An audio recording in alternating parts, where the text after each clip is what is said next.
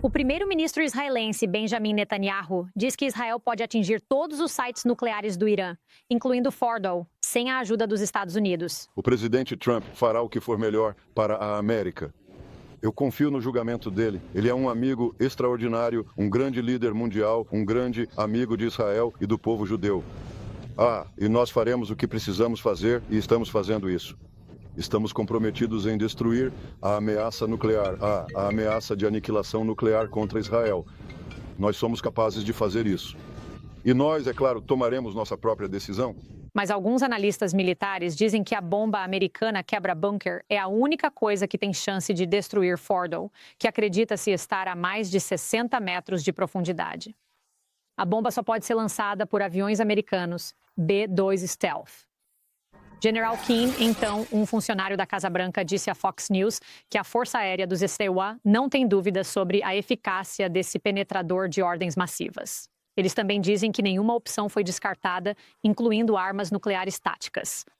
O que o senhor acha que é o melhor caminho a seguir em termos de arma a ser usada para destruir Fordow? Bem, eu acho que esta é a melhor arma. Quero dizer, o primeiro-ministro Netanyahu, no que diz respeito a lidar com seu público doméstico e sua obrigação de protegê-los contra todas as armas existentes, está fazendo essas declarações nesse contexto. Digo, ele realmente tem opções. Ele pode realizar uma operação do tipo comando na instalação, colocar uma cobertura aérea de caças sobre ela enquanto descem. Isso leva tempo e ele explodiria a instalação dessa forma. E conseguir tirar essas pessoas de lá ilesas é outra questão. Há muito mais risco. Eles podem atingir a rede elétrica que alimenta as centrífugas e também o sistema de ventilação. Mas todas essas opções podem alcançar um resultado final, porém com um considerável grau de risco. A melhor opção é a opção sobre a qual você está falando, é o MOP, por assim dizer. E por causa de sua enorme capacidade de distribuir isso, derrubar o sistema, nós não sabemos ao certo porque nunca o usamos em uma montanha de rocha como aquela, onde a instalação está a 90 metros de profundidade. Mas ainda assim continua sendo a melhor opção. Você não descarta isso só porque pode não ser perfeito. O Eisenhower estava indo para a Normandia e as chances, ele disse em voz alta, provavelmente 50-50. Qual era a alternativa? Perdemos a guerra. Sim. Qual é a alternativa aqui? Eles ganham uma arma nuclear? É claro que vamos tentar. Quero dizer, o presidente ofereceu ao primeiro-ministro Netanyahu, cerca de 1 ou 2 semanas atrás, ele disse, se você precisar da nossa ajuda, nos avise. Sim. O Cheryl tem uma pergunta para você, mas antes de chegarmos a isso, eu só queria pedir que você respondesse a uma crítica principal que ouvi daqueles que temem guerras sem fim. Tem sido sugerido, eu acho que o presidente Trump deixou claro, veja, não estou tentando eliminar o Khomeini agora, não estou pedindo uma mudança de regime, estou analisando o ataque. É possível separar as duas coisas e garantir que uma guerra sem fim não aconteça, mas que o Irã também não obtenha armas nucleares com um ataque a Fordow? Sabe, eu realmente acho esse argumento bastante superficial e um pouco absurdo. Sim, Iraque e Afeganistão, esses são os casos que são chamados de guerras sem fim.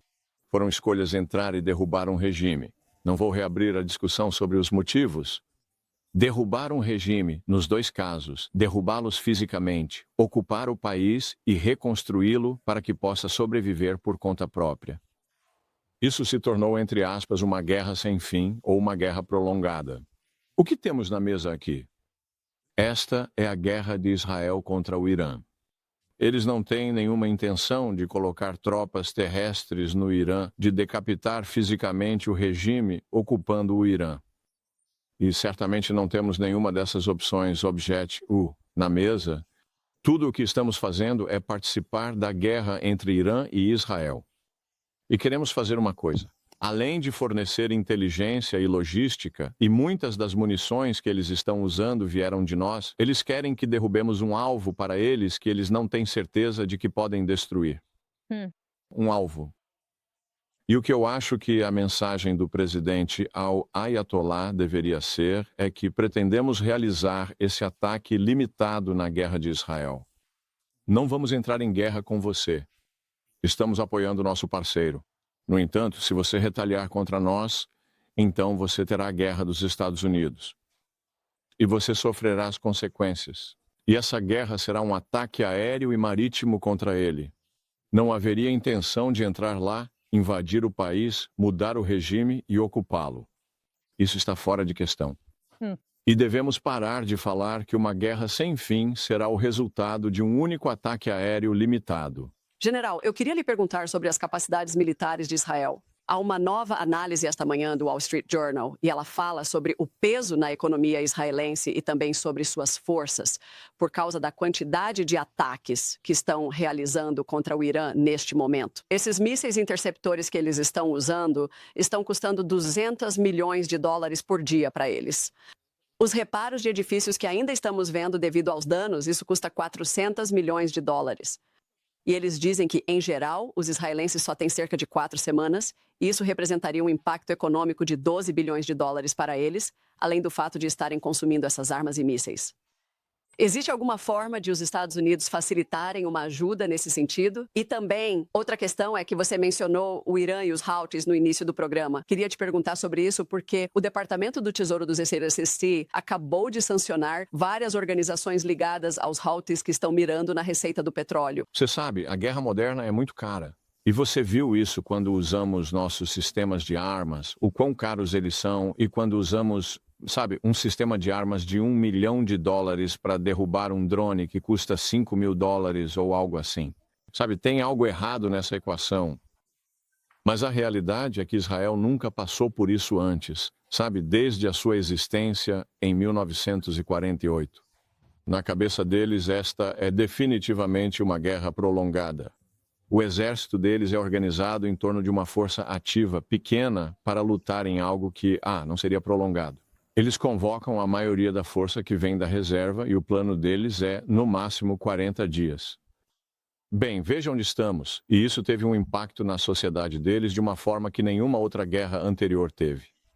Todas aquelas guerras duraram semanas, esta já dura meses e agora está entrando em anos. Então isso é um fardo econômico. Acho que também é um fardo psicológico e emocional. Acho que o fato de os reféns, dado o número de pessoas que eles capturaram e o tempo que esses reféns ainda permanecem em cativeiro, impactou a nação de forma muito séria em relação à compaixão pelo que aconteceu. Lembre-se, o soldado que eles mantiveram por mais de um ano e toda a nação se envolveu para trazer esse soldado de volta. Todos estavam comprometidos emocional e psicologicamente e eles trocaram 1.000 prisioneiros para trazer aquele único soldado de volta. Foi algo realmente notável. Isso te dá uma ideia. Veja, este é um país de 9 milhões de pessoas, cerca de 7, 8 milhões de judeus lá. Esta é a menor tribo do planeta. Trata-se de destruir o Estado de Israel, essa pequena tribo, e tornar a situação de segurança tão volátil que os pais não queiram criar seus filhos e netos lá, levando-os a migrar para fora. Esse é o objetivo do Ayatollah, exceto pela bomba nuclear. E foi exatamente sobre isso que se tratou o dia 7 de outubro, criar esse tipo de volatilidade e esse impacto emocional.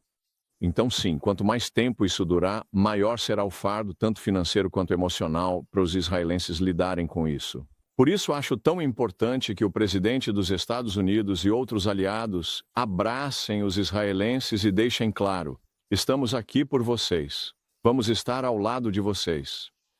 E, para eles, receber essa mensagem é algo muito emocional. Nunca vou me esquecer de Les Wilzenza, que estava na minha frente. Ele estava contando a história de quando eles se rebelaram contra os comunistas, e ele era o soldador que fez isso e acabou se tornando presidente. E lágrimas começaram a escorrer dos seus olhos quando ele disse: Reagan, eu ouvi a voz dele, eu ouvi a voz dele. Ele estava lá por nós, não com armas. Ele estava lá com apoio emocional e psicológico americano. Estamos com vocês. Isso é fundamental para os israelenses. Eles precisam saber que estamos lá por eles. E essa coisa horrível que está se espalhando por todo o planeta, nesta cidade e em outros lugares, o antissemitismo, é simplesmente revoltante. E todos nós, judeus, não judeus, gentios, muçulmanos, temos que nos manifestar sobre isso. É revoltante. O que está por trás disso é a intenção de destruir o povo judeu. Não é só Israel, e isso é horrível. E pessoas que amam a Deus, como o resto de nós, precisam se posicionar contra isso. Muito bem colocado.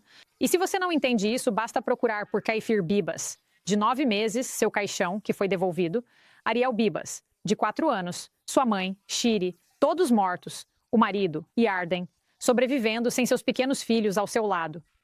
Olá, pessoal. Eu sou Emily Compagno. Assista a mim e as minhas co-apresentadoras, Harris Faulkner e Caliph McEnany, no Outnumbered, todos os dias da semana ao meio-dia, horário do leste, ou programe seu DVR. E não se esqueça de se inscrever no canal do YouTube da Fox News para ver os destaques diários.